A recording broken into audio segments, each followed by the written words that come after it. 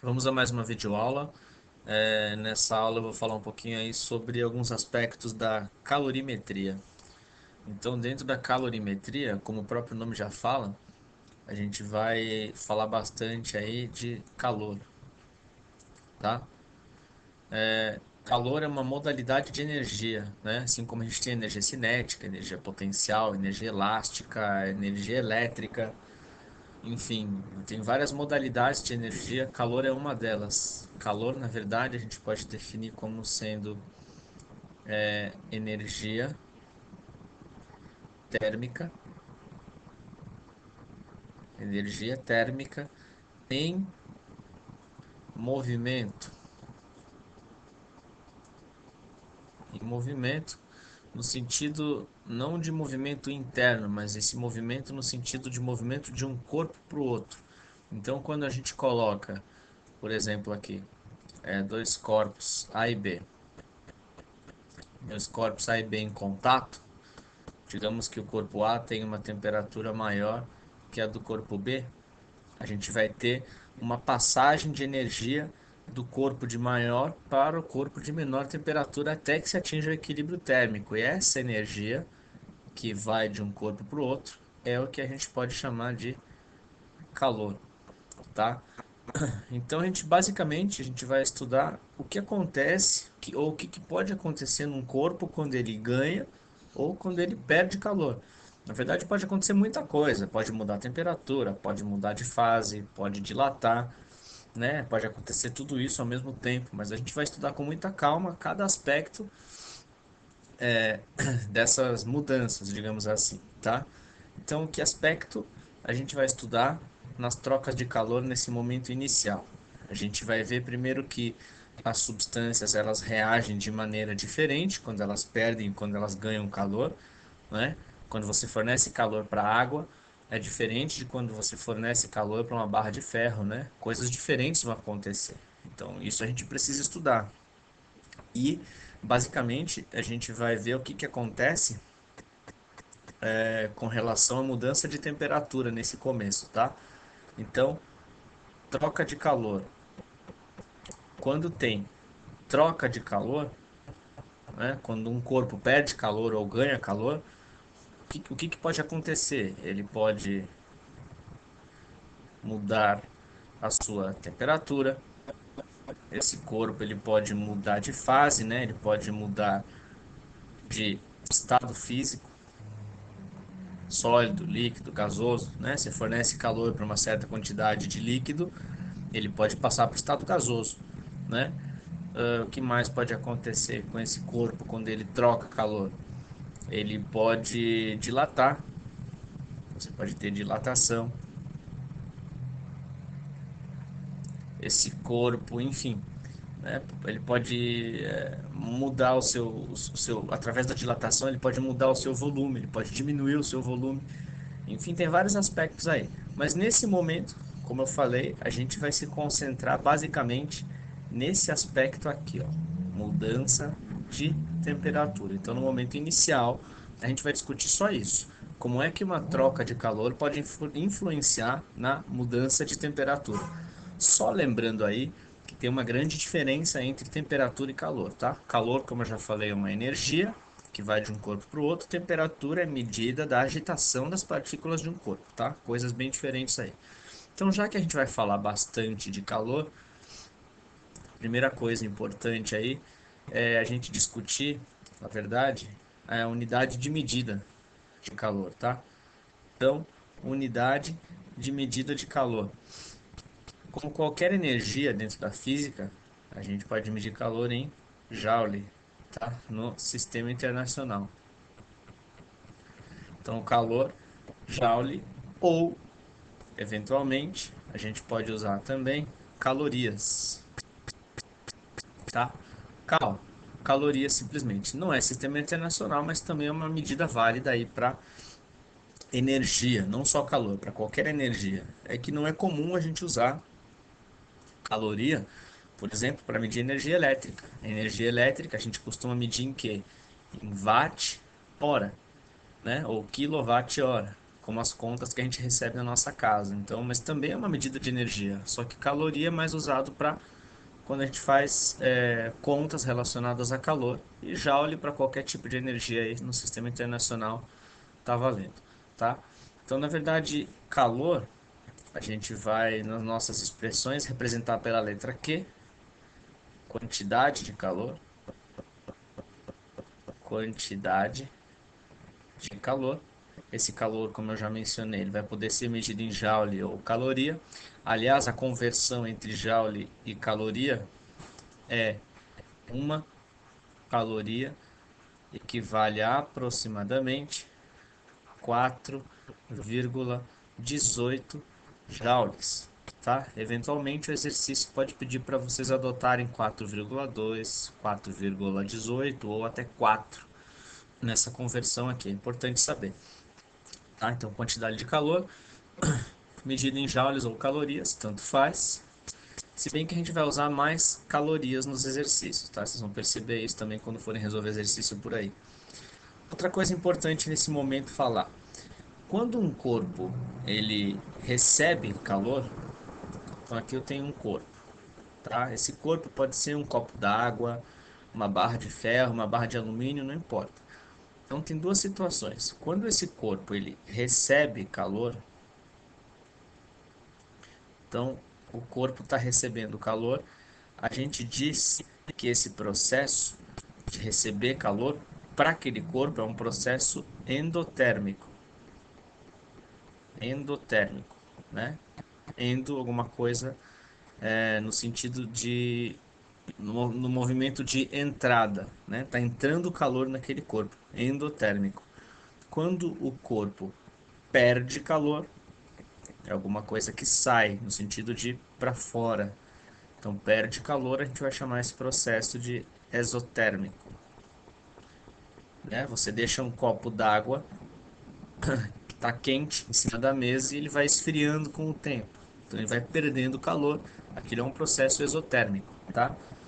Então, um processo endotérmico difere de um processo exotérmico justamente por causa do sentido que o movimento, que o fluxo do calor tem, tá? Recebendo calor endotérmico, perdendo calor exotérmico. Matematicamente, nas nossas expressões, isso vai aparecer através do sinal da quantidade de calor, tá?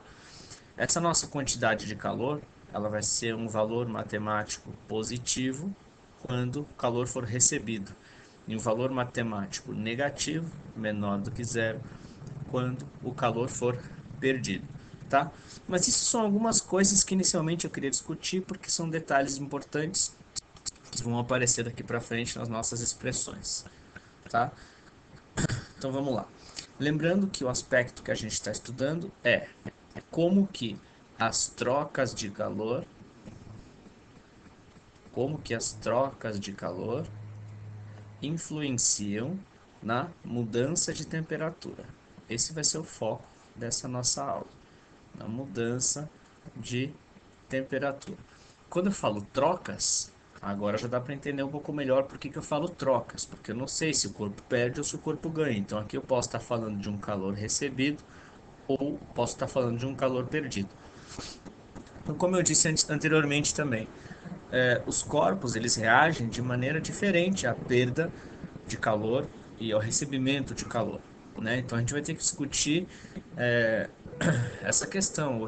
O que diferencia o comportamento da água ao receber calor e o comportamento de uma barra de alumínio ao receber calor? Então existem algumas grandezas aí que a gente precisa discutir antes, tá? Vamos a essas grandezas aí então. A primeira delas, calor específico. Calor específico. Na verdade, o nome completo seria a gente falar calor específico sensível. Mas muitas vezes nas provas, nos exercícios, vocês vão ver o exercício se referindo a essa grandeza como calor específico. Mas o correto é calor específico sensível. Então, calor específico sensível a gente vai representar pela letra C minúsculo. A unidade de medida, vou colocar aqui já, vai ser a caloria por grama vezes graus Celsius, ou, eventualmente, no sistema internacional, joule por quilograma Kelvin, ou mesmo graus Celsius, tá? Tanto faz. Então aqui essa questão de ser sistema internacional ou não, não interessa tanto. Interessa a gente saber lidar com qualquer grandeza que a gente tem pela frente. Essa unidade aqui, caloria por grama grau Celsius, eu vou colocar um asterisco do lado, é a unidade mais usada nos exercícios envolvendo calorimetria, tá? Para calor específico. Então, deixa eu dar um exemplo de um valor de calor específico. A gente vai discutir esse valor para poder definir o que é essa grandeza. Nos exercícios é muito normal vocês encontrarem assim, o calor específico da água é 1 caloria por grama grau Celsius. Então é muito comum a gente encontrar isso, ó. Calor específico da água, né, C minúsculo, da água igual 1 caloria por grama vezes graus Celsius. Então, o que significa essa grandeza? 1 caloria por grama vezes graus Celsius. Vamos analisar, então, essas unidades aqui. Isso daqui quer dizer o seguinte, quer dizer que para a substância água, para 1 grama, na verdade aqui eu tenho 1 caloria por grama, então é 1 grama, vezes graus Celsius, por graus Celsius. Então aqui eu estou dizendo assim, que para 1 grama de água, variar sua temperatura em 1 grau Celsius, é necessário que essa água, que esse 1 grama de água receba ou perca 1 caloria. Eu poderia escrever isso diferente, eu poderia escrever assim, ó, 1 caloria por grama, para cada 1 grama, por outra fração para cada 1 grau Celsius. Então é exatamente isso, só que se eu multiplicar pelo inverso da fração, vai aparecer 1 caloria por grama grau Celsius. Então eu estou dizendo que para água, para quanto de água? Para 1 grama de água, poder variar a sua temperatura em 1 grau Celsius, eu preciso que essa água perca ou receba 1 caloria. Se a água receber 1 caloria, aumenta 1 grau Celsius sua temperatura. Se ela perder 1 caloria, diminui. Tá? Então, sobre o que fala o calor específico sensível? Primeira coisa importante, o calor específico sensível ele vai falar sobre 1 grama de substância. Não mais, não menos. 1 grama de substância. Tudo bem, 1 grama no caso que eu estou usando essa unidade, poderia ser 1 quilo. É uma unidade de massa, na verdade, tá? É que eu estou usando esse valor aqui que é o mais usado nos exercícios. Então, o calor específico está dizendo para a gente que 1 grama de certa substância precisa de tanta energia para variar 1 grau Celsius. Então, para 1 grama de substância variar 1 grau Celsius, 1 grau Celsius de variação na temperatura, obviamente, ele precisa de tanta energia, X calorias. Tá? É sobre isso que está falando o calor específico sensível. Então, se a gente fosse definir o calor específico sensível é a quantidade de energia necessária para 1 grama de determinada substância variar a sua temperatura em 1 grau Celsius. Sendo mais específico ainda, quantidade de energia necessária para uma unidade de massa de uma substância variar em uma unidade de temperatura a sua temperatura, tá? É muito importante essa questão de ser 1 grama, porque a gente vai ver uma grandeza daqui a pouco, que vai ser bem parecida com o calor específico, mas a diferença vai estar nessa questão da massa, tá? Então, resumindo, uma coisa importante aqui com relação ao calor específico, que aliás ninguém precisa decorar, os exercícios vão dar os calores específicos para a gente. Uma coisa importante é, quanto maior for o calor específico de uma substância, quer dizer que mais energia ela precisa para variar a sua temperatura, ou seja, mais difícil aquela substância variar a sua temperatura. Então a gente pode ter um raciocínio assim, ó, quanto maior o calor específico, mais difícil, mais custoso, na verdade, mais difícil é variar a temperatura deste corpo, não do corpo, daquela substância, da substância. quanto menor for o calor específico, mais fácil é variar a temperatura da substância, tá? Um exemplo muito claro disso é a questão do fato de num dia muito quente na praia, a areia está sempre mais quente do que a água, sendo que a água e a areia estão sujeitas ao mesmo sol. Então, sol intenso a manhã inteira, meio-dia, 4 da tarde. Por que que a areia está mais quente? Porque a areia tem um calor específico mais baixo do que a água, ou seja, é muito mais fácil variar a temperatura da areia. Quando chega a noite, a areia tem um calor específico baixo. Esse mais fácil de variar a temperatura serve tanto para aumentar quanto para diminuir. Então a areia vai esfriar rapidinho. E a água que passou o dia inteiro esquentando vai ser mais difícil de variar a temperatura durante a noite. Então, eventualmente, à noite a água pode estar mais quente do que a própria areia. Porque assim como a areia esquenta rápido, ela esfria rápido. A água, tudo aquilo que ela custou o dia inteiro para esquentar, ela também vai custar a noite inteira para esfriar de novo.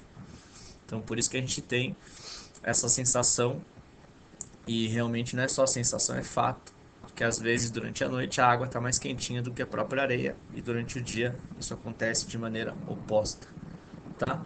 Então a gente já falou bastante do calor específico, durante os exercícios ele vai aparecer de novo. Outra grandeza importante aí é capacidade térmica. Capacidade térmica. A capacidade térmica a gente vai representar pela letra C maiúsculo, diferente do calor específico, tá? Que é minúsculo. A unidade de medida da capacidade térmica vai ser calorias por grau Celsius. Então a única diferença é que aqui não tem aquele gramas. E na capacidade térmica, isso aqui não é sistema internacional, tá? Obviamente, sistema internacional deveria ser Joule por Kelvin, mas é pouco comum de acontecer. Então a gente vai usar basicamente essas unidades mesmo, caloria por grau Celsius. Então vou pegar um exemplo aqui, ó. Exemplo. Aqui na capacidade térmica, não vou mais estar falando sobre uma substância. Na capacidade térmica, eu vou estar falando da capacidade térmica de um corpo ou de um objeto, né? De uma certa, enfim, um corpo feito de uma certa substância. Posso estar falando então aqui não do ferro, mas eu estou falando de uma barra que é feita de ferro. Aqui eu não estou falando necessariamente da água, mas eu estou falando de uma piscina que está cheia d'água. Então a capacidade térmica ela vai ser exatamente a mesma coisa do calor específico, só que não mais para 1 grama de substância, e sim para uma certa massa qualquer de um corpo. Então, exemplo, capacidade térmica de uma piscina. Eu vou chutar aqui, tá? 10.000 calorias por grau Celsius. Então, aquela questão da grama já não está mais aqui. Como é que a gente interpreta, então? O que que essa capacidade térmica da piscina está falando? Quer dizer que aquele corpo piscina, né? Aquela piscina, ela precisa de 10.000 calorias para variar a cada 1 grau Celsius de temperatura, tá? Exatamente isso. Então, a capacidade térmica de um corpo, ela vai dizer quanto, quanto calor o corpo, e não mais 1 grama de substância. Então, quanto calor o corpo precisa trocar, quando eu falo trocar, perder ou receber, para variar sua temperatura em uma unidade, nesse caso 1 grau Celsius, poderia ser 1 grau Fahrenheit ou 1 Kelvin, em 1 grau Celsius, tá? Essa é uma boa definição aí de capacidade térmica. Quanto calor o corpo precisa trocar para variar a sua temperatura em 1 grau Celsius, em uma unidade, tá? Então, principal diferença aí entre calor específico versus capacidade térmica, que são duas coisas muito parecidas e muita gente confunde. Então a gente pode tentar fazer aqui um comparativo. Principais diferenças: a unidade de medida, né? que em calor específico vai ser caloria por grama graus Celsius, em capacidade térmica, calorias por graus Celsius. Aqui no calor específico eu vou estar falando de 1 grama de substância, seja ela qual for. Normalmente essa substância é alguma coisa que está na tabela periódica. 1 grama de substância. Então, água, ferro, níquel, cobalto, alumínio, ouro, cobre, sei lá. E aqui eu não vou estar falando mais de 1 grama de substância, eu vou estar falando de uma massa qualquer. Então, uma massa qualquer, ou seja, eu vou estar falando de um corpo. Ou ainda eu posso imaginar um objeto. Alguma coisa que é feita de uma substância, obviamente, mas eu não sei qual que é a massa. Tem uma formulinha que relaciona essas duas, tá? Só que eu poderia ter dado essa fórmula antes, mas eu prefiro discutir primeiro as suas características, os aspectos qualitativos, para depois dar a fórmula para vocês, tá? Capacidade térmica é dado por massa da substância vezes o seu calor específico, tá? É bem simples de usar aí. Deixa eu tirar esse quadrado que eu não gostei. É bem simples de usar essa formulinha, tá? Então essa massa aqui vai ser massa da substância. Czinho vai ser o calor específico, que normalmente ele já vem tabelado. Ninguém tem que saber de cor, tá? Só o da água que a gente vai acabar decorando de tanto usar 1 caloria por grama grau Celsius. E aqui a gente tem a nossa capacidade térmica. Então, como é que você calcula a capacidade térmica de uma piscina? Você multiplica a massa de água que você tem na piscina pelo calor específico da água, que é tabelado, tá? Só um exemplo aí. Ok? Então, essa primeira discussão inicial sobre calor específico e capacidade térmica. Voltando à nossa questão da quantidade de calor. Então, tem uma expressãozinha aí bem simples, que é igual a massa vezes calor específico vezes variação de temperatura. Essa expressão aqui, bem simples, ela vai dizer para a gente qual a quantidade de calor necessária para uma determinada massa de uma determinada substância variar a sua temperatura. Então, só lembrando, a gente está estudando apenas o aspecto da variação de temperatura. Vão ter casos onde a temperatura não vai variar. Eu vou explicar isso em outro vídeo depois que eu vou fazer, tá? Mas, naqueles casos onde a temperatura vai variar, como é que eu calculo, então, a quantidade de calor necessária? Então, para que eu posso usar essa formulinha aqui? Para calcular a quantidade de calor, quantidade de calor necessária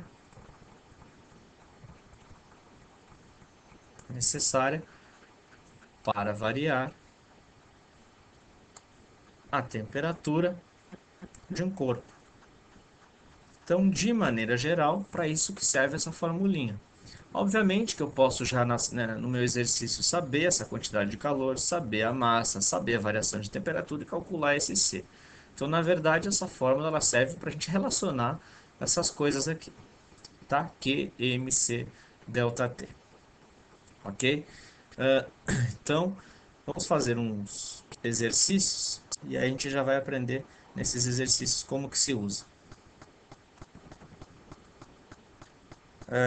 Só uma coisa importante aqui que eu esqueci de falar antes de ir para os exercícios, que é sobre sistemas isolados. Então, deixa eu falar rapidamente aqui, não é nada muito complicado. Sistemas isolados termicamente, ou termicamente isolados também, não importa. Deixa eu tirar esse acento que ele não existe. Termicamente. Sistemas isolados termicamente. O que são esses sistemas isolados termicamente? Então, são sistemas que não trocam calor, não trocam calor com o ambiente com o meio externo, com o ambiente. Então, digamos que o meu sistema seja essa região aqui, tá? Então, dentro desse recipiente, eu vou colocar um corpo, vou colocar outro corpo, outro corpo, outro corpo, todos eles com temperaturas diferentes. Vou colocar água aqui, vou colocar gelo, não importa. Então, dentro desse meu sistema, eu vou ter uma troca de calor. Esse corpo vai perder calor, esse corpo vai perder calor, esse vai perder calor, esse do meio vai ganhar calor de todo mundo. Não interessa. O importante é que se esse sistema for dito isolado, eu não vou ter troca de calor com o meio externo, ou seja, não vai ter calor indo para fora e também não vai ter calor chegando aqui dentro.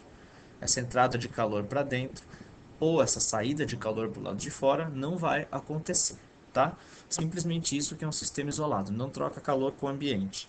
Bom, e daí se eu tenho um sistema isolado, o que que isso interfere no exercício para mim?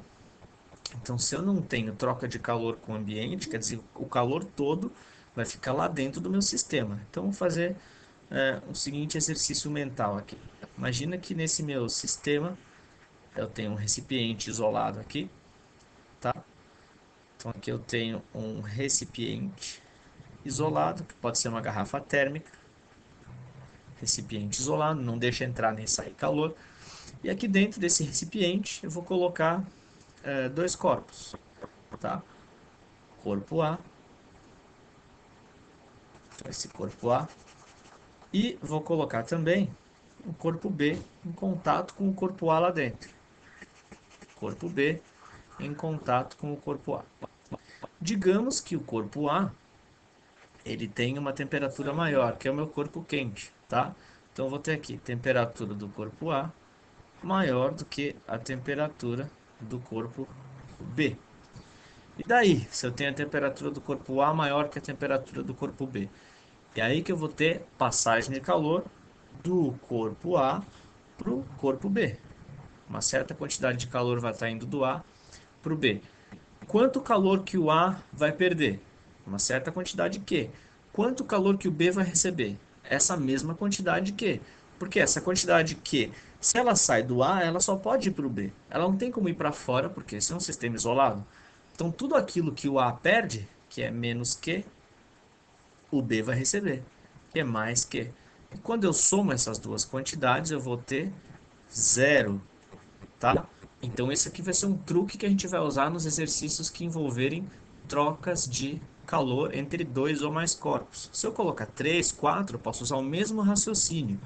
Ou seja, todo aquele calor que é perdido por alguns corpos, se eu for somar com o calor que é recebido por outros, calor recebido por outros corpos, como ele não tem para onde ir, tudo que os corpos perdem, outros recebem, na soma algébrica desses valores eu vou ter zero, tá? Esse é o truque usado para a gente estudar equilíbrio térmico quando a gente mistura corpos com temperaturas diferentes. Todo aquele calor que é perdido, somado com aquele calor que é recebido, tem que dar igual a zero. Ou seja, nos livros vocês vão ter alguma coisa assim, ó. Num sistema isolado, num sistema isolado, é, o somatório das trocas de calor tem que ser igual a zero. Ou seja, o calor trocado pelo corpo A, mais o calor que é trocado pelo corpo B, mais o calor trocado pelo corpo C, e assim por diante, sempre tem que dar zero, tá, gente? Aqui no final é zero mesmo. Então esse vai ser o truque que a gente vai usar em alguns exercícios aí. Normalmente para descobrir temperatura de equilíbrio. É isso que eu precisava comentar para a gente poder resolver alguns exercícios. Então vamos ao nosso primeiro exercício aí. Vamos lá, esse primeiro exercício fala assim: num recipiente termicamente isolado, com capacidade térmica desprezível, misturam-se 200 gramas de água a 10 graus Celsius com um bloco de ferro de 500 gramas a 140 graus Celsius. Qual é a temperatura final de equilíbrio térmico? Dados o calor específico da água e o calor específico do ferro. Então, olha só, Normalmente, esses enunciados de calorimetria, eles trazem muita informação, esse até que não é tanto. E o importante primeiro é a gente entender o que vai acontecer no exercício, ou seja, qual é a história por trás do exercício, quais são os corpos que estão envolvidos, né? Quem vai ser colocado em contato com quem, de onde cada corpo veio e o que, que ele está querendo. Então, lendo de novo aqui, eu vou ter um recipiente termicamente isolado, então a gente já sabe que se trata de um sistema isolado. Então, provavelmente, dentro desse meu recipiente isolado é que vão acontecer as trocas de calor. Eu vou colocar algumas coisas lá dentro. Aliás, esse recipiente, ele tem um nome, né? Ele recebe o nome de calorímetro. Então, é o lugar onde vão acontecer as nossas trocas. Calorímetro. Então, num recipiente isolado, com capacidade térmica desprezível. O que significa dizer isso? Ó, isso é muito importante, muita gente não dá bola para isso. Capacidade térmica desprezível. Quem tem capacidade térmica desprezível? O recipiente. Se esse recipiente, se esse calorímetro, ele tem uma capacidade térmica desprezível, quer dizer a mesma coisa que eu falar, que a capacidade térmica dele é aproximadamente zero, quer dizer que o próprio calorímetro ele não participa das trocas de calor. Não participa das trocas de calor. Das trocas de calor. Como assim não participa das trocas? Porque eventualmente as paredes internas do próprio recipiente elas podem receber calor do corpo que eu vou colocar lá dentro ou fornecer calor para o corpo que eu vou colocar lá dentro, tá? Então alguns exercícios desprezam essa troca. Então nesse caso o calorímetro ele só serve para manter o sistema isolado do ambiente, mas ele não vai participar das trocas de calor. O exercício tem que deixar isso bem claro, tá? É só isso que ele quer dizer com capacidade térmica desprezível. Então, quais são os corpos que vão trocar calor se o calorímetro não é um deles? Água, ó lá, 200 gramas de água vai ser um dos nossos corpos que vai trocar calor, e 500 gramas de ferro, ó, um bloco de ferro de 500 gramas. Então, aqui dentro eu vou misturar água com ferro, depois de um tempo eles vão entrar em equilíbrio térmico, e é justamente essa temperatura de equilíbrio térmico que ele vai querer saber. Então, como a gente acabou de discutir, quando eu misturo dois ou mais corpos num sistema isolado, a soma das quantidades de calor trocado tem que dar zero. Então, o que que eu vou fazer? Eu vou escrever assim, ó, a quantidade de calor trocado pela água mais a quantidade de calor trocado pelo ferro tem que dar zero. E aí, como é que eu continuo com essa quantidade de calor trocado? Tanto a água quanto o ferro são substâncias que têm os seus calores específicos, as suas massas e vão variar a sua temperatura. Ou seja, na quantidade de calor, eu vou usar aquela expressão mc ΔT, né? Por quê? Qual é a quantidade de calor trocado pela água? Massa de água, calor específico da água, vezes variação de temperatura da água. Qual a quantidade de calor trocado pelo ferro? Massa do ferro, calor específico do ferro, variação de temperatura do ferro, tá? Então a gente escreve aqui, ó, mc ΔT, mas por uma questão de organização, quem quiser já ir substituindo os valores também pode. E aí, na próxima linha, a gente já substitui, ó. Eu vou usar tudo com as mesmas unidades que o exercício me deu no calor específico. Calorias para calor, grama para massa e graus Celsius para temperatura. Então, qual é a massa de água? 200 gramas. 200 gramas de água. Calor específico da água, 1. Variação de temperatura. Toda vez que a gente for calcular a variação de temperatura, aqui, ó, vai ser a temperatura final menos a temperatura inicial da substância. Só lembrando que essa temperatura final é a temperatura de equilíbrio, porque a temperatura final de equilíbrio é a mesma para todo mundo que está dentro do calorímetro. Vai ser a mesma para a água e a mesma para o ferro. E é essa que ele quer saber. Então, vou colocar aqui, ó, T, TE, temperatura de equilíbrio, temperatura final, menos a temperatura inicial da água, 10, mais a massa de ferro, 500 gramas, calor específico do ferro que ele me deu, 0,12, variação de temperatura, T de equilíbrio, que é a mesma para os dois, menos 140. Isso igual a zero. Então aqui eu vou ficar com 200, que multiplica TE menos 10, mais 500 vezes 0,12. Eu posso fazer 5 vezes 12, né? Eu tiro esses dois zeros com essas duas casas. 5 vezes 12, 60, vezes TE menos 140. Vou precisar de mais espaço aqui. Deixa eu só dar uma organizada. Continuando a nossa conta. A gente terminou aqui, né? Então faz a distributiva. 200 TE menos 2000 mais 60 TE menos 60 vezes 140, 8.400, igual a zero. A gente vai juntar os semelhantes e vai chegar numa expressão que termina em 1040 dividido por 26, se a gente fizer as simplificações necessárias aí, que vai dar exatamente 40 graus Celsius, tá? Um exercício bem simples onde a gente aplicou aquela questão do sistema isolado, tá? Então, sempre que for sistema isolado, soma as quantidades de calor trocado e isso vai ter que dar zero, tá? Vamos para o próximo aí. Segundo exercício, para o aquecimento de 500 gramas de água de 20 para 100 graus Celsius, utilizou-se uma fonte térmica de potência 200 calorias por segundo, sendo o calor específico da água igual a 1 caloria por grama grau Celsius. Quanto tempo demorou esse aquecimento? Seu rendimento foi de 100%. Então, a única diferença aqui é essa questão do tempo e essa questão do rendimento. Então, olha só, vou aproveitar para falar nesse exercício de uma coisa que costuma aparecer, um personagem, digamos, que costuma aparecer muito nos exercícios de calorimetria, que é essa tal dessa fonte térmica aí.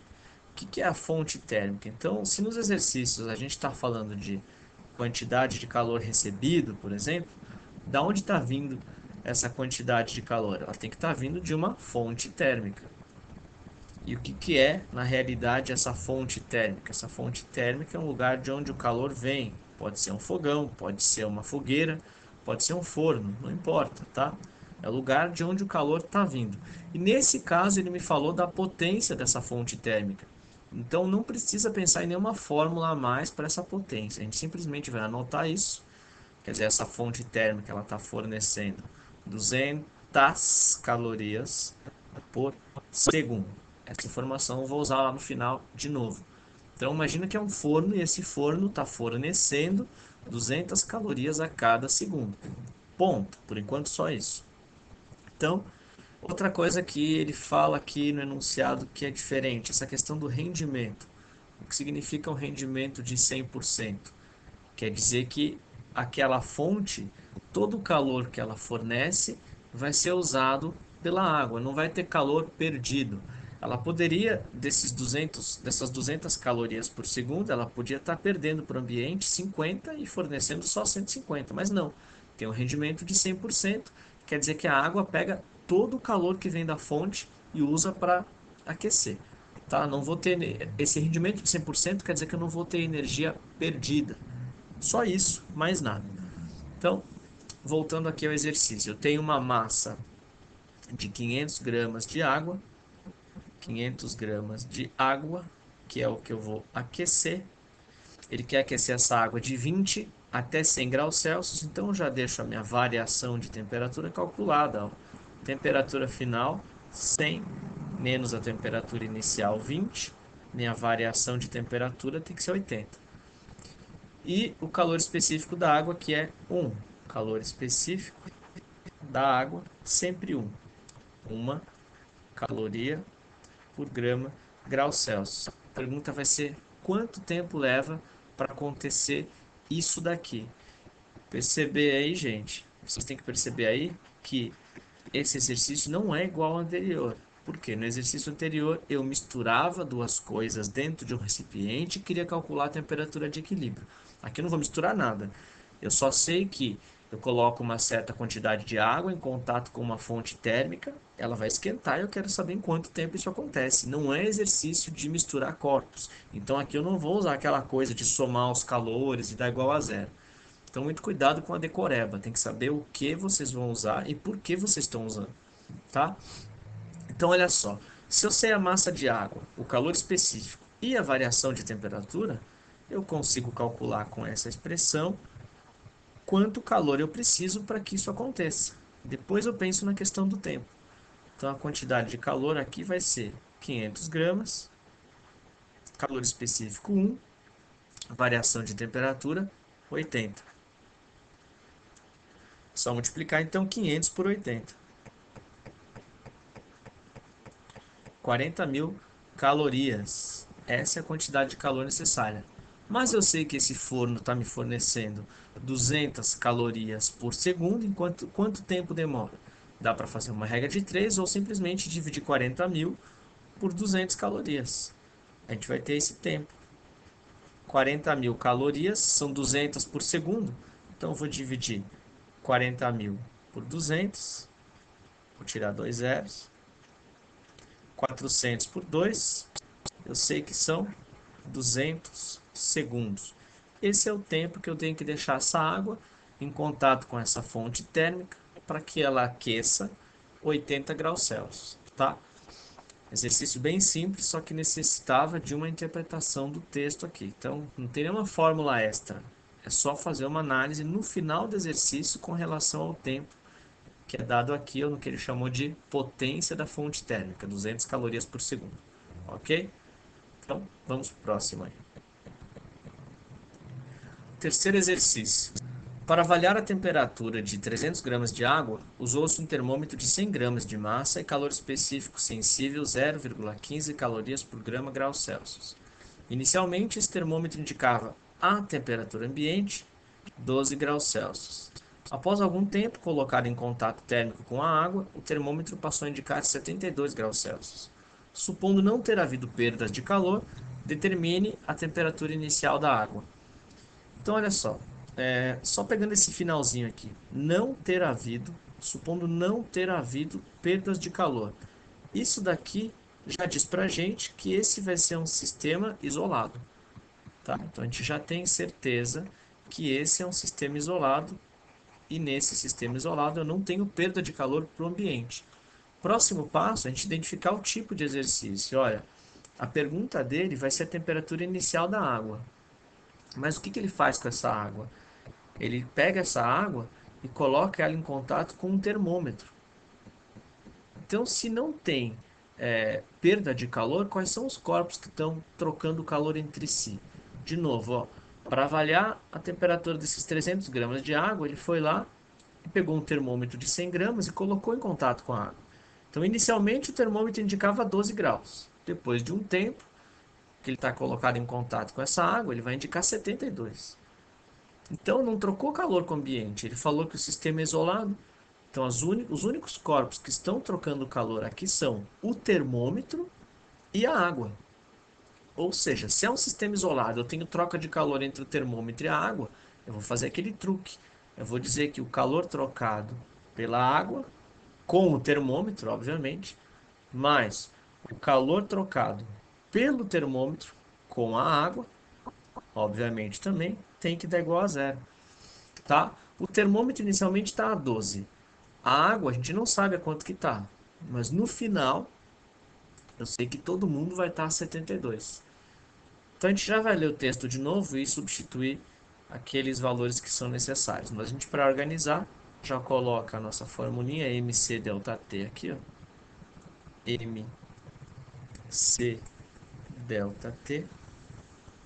E a gente vai para o texto e começa a substituir. Então, quantidade de calor trocado pela água. Eu tenho 300 gramas de água. 300. O calor específico da água é sempre 1. Variação de temperatura. Vai ser a temperatura final de equilíbrio, que está aqui, ó. Após algum tempo colocado em contato com a água, o termômetro passou a indicar 72. Esse 72 não foi só o termômetro que indicou. Quer dizer, foi o termômetro que indicou, mas não é a temperatura só dele. É dele e da água que está com ele. porque depois que já se passou um certo tempo, eles atingem o equilíbrio térmico. Então, indiretamente, o exercício quer falar para você que esse 72 é a temperatura de equilíbrio térmico. Então, 72 é a final, menos a inicial, que é a pergunta do exercício. Vou chamar de TI, temperatura inicial da água. Mas o termômetro, ele me deu a massa dele como sendo 100. 100, calor específico do termômetro, 0,15. Não é muito comum isso, tá? Calor específico do termômetro. Ele deveria ter dado a capacidade térmica do termômetro, mas tudo bem. Vezes 0,15. Aí, de novo, temperatura final menos temperatura inicial. Então, 72 menos 12, que é a temperatura inicial do termômetro. Isso está no texto. Só fazer as contas aí. Aqui a gente tem que fazer distributiva. Então, vai ficar 300 vezes 72 menos 300 TI. E aqui vai dar 100 vezes 0,15. 15 vezes 72 menos 12, 60. Isolando TI, eu vou ficar com 300 TI igual a 22.500. Passa dividindo. 22.500 dividido por 300 vai dar exatamente 75 graus Celsius. Então, olha como agora as coisas vão fazer um pouco mais de sentido. Essa é a temperatura inicial que a água tinha. Então, eu pego a água, que está a 75, e coloco lá dentro um termômetro, que estava a 12. Depois de um certo tempo, a água vai perder calor para o termômetro, então a água vai esfriar, ó, vai para 72. E o termômetro recebe aquele calor da água e esquenta, vai para 72 também, tá? Tudo que um perde, o outro ganha, por isso é um sistema isolado, não tem calor perdido para o ambiente. Temperatura inicial da água, 75 graus Celsius. Vamos para o próximo aí. Esse exercício aqui, eu tirei de uma das FUVESTs recentes, de 1 ou 2 anos, não lembro. E ele vai falar exatamente sobre esse assunto, tá? Só que ele está mais contextualizado com alguma coisa mais presente no nosso dia a dia, como já acontece há tempos na prova da FUVEST. Então, energia térmica obtida a partir da conversão de energia solar pode ser armazenada em grandes recipientes isolados contendo sais fundidos em altas temperaturas. Para isso, pode-se utilizar o sal nitrato de sódio, NaNO3, aumentando a sua temperatura de 300 para 550 graus Celsius, fazendo assim uma reserva para períodos sem insolação. Essa energia armazenada poderá ser recuperada com a temperatura do sal retornando a 300. Para armazenar a mesma quantidade de energia que seria obtida com a queima de 1 litro de gasolina, necessita-se de uma massa de nitrato igual a... Então, esse é um tipo de exercício muito comum, né, onde eu tenho duas situações, no caso para a obtenção de energia, uma através dessa questão do sal, que eu já vou explicar, e a outra através da queima de combustível, que é a queima de combustível gasolina. E ele vai comparar essas duas situações. Ninguém está dizendo aqui que se usa gasolina para queimar o sal, não tem nada a ver. O sal não tem nada a ver com a gasolina. Ele está simplesmente fazendo uma comparação entre duas situações, tá? Então vamos começar de trás para frente aqui, ó. Para armazenar a mesma quantidade de energia que seria obtida com a queima de 1 litro de gasolina. Essa energia está dada no exercício, ó. O exercício fala assim para a gente que o poder calorífico da gasolina é de 3,6 vezes 10 elevado a 7 joules por litro. O que significa isso? Que cada litro de gasolina libera 3,6, 10 a 7 joules. Ué, ele quer saber, o exercício está perguntando alguma coisa em relação à queima de 1 litro de gasolina. Então, para armazenar a mesma quantidade de energia que seria obtida com a queima de 1 litro. Qual é essa quantidade de energia que seria obtida com a queima de 1 litro de gasolina? 3,6 10 a terceira.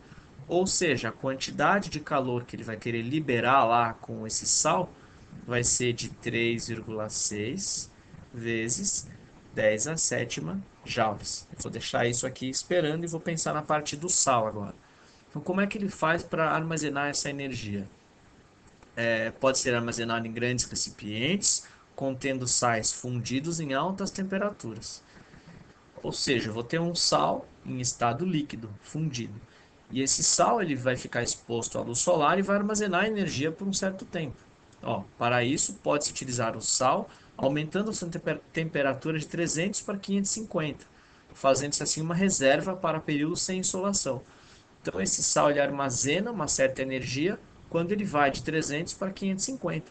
Num determinado momento lá na frente, ele vai resfriar e vai voltar para 300. Quando esse sal resfria, volta para 300, ele libera de volta aquela quantidade de calor que ele armazenou, tá? E essa quantidade de calor que ele vai querer, que ele está falando, é exatamente essa daqui, que equivale a 1 litro de gasolina sendo queimada.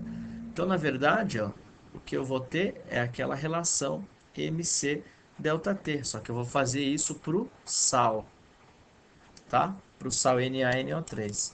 Então, a quantidade de calor que vai ser liberada é 3,6 10 a sétima. Como vai ser liberada, a quantidade de calor que o sal perde é menos aqui, tá?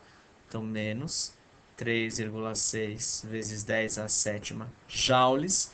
Nesse exercício eu vou usar sistema internacional, tá? Porque ele está só mexendo com joule, não está mexendo com calorias, está mexendo com litro, com quilos. Só esse grau Celsius que não é sistema internacional, mas não vou precisar mudar, porque eu vou usar só grau Celsius.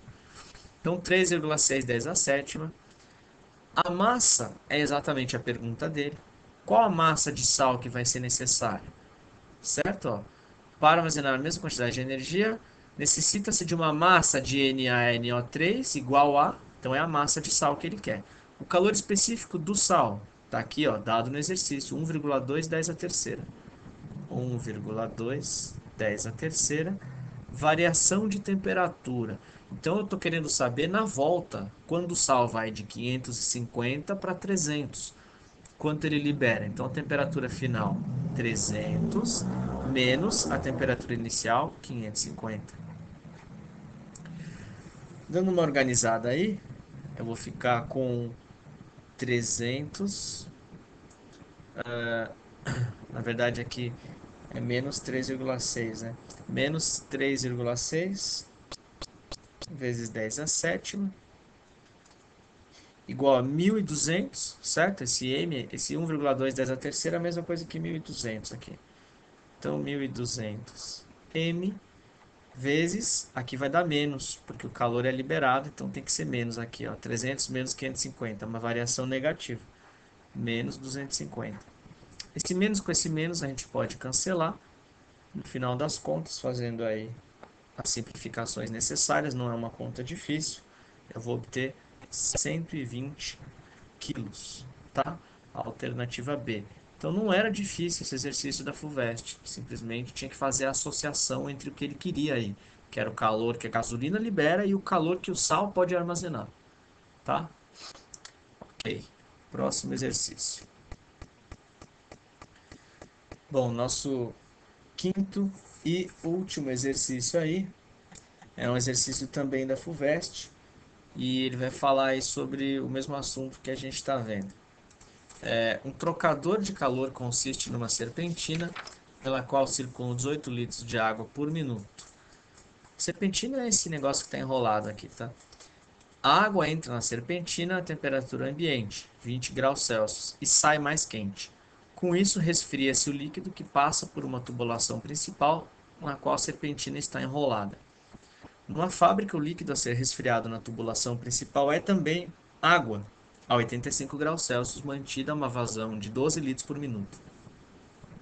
Quando a temperatura de saída da água da serpentina for 40 graus Celsius, será possível estimar que a água da tubulação principal esteja saindo a uma temperatura T de aproximadamente.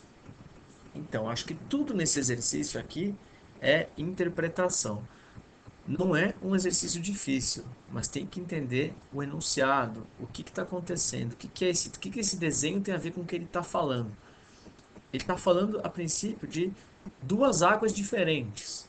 Uma dessas águas é a água que entra aqui na serpentina, faz toda essa volta e sai do outro lado mais quente.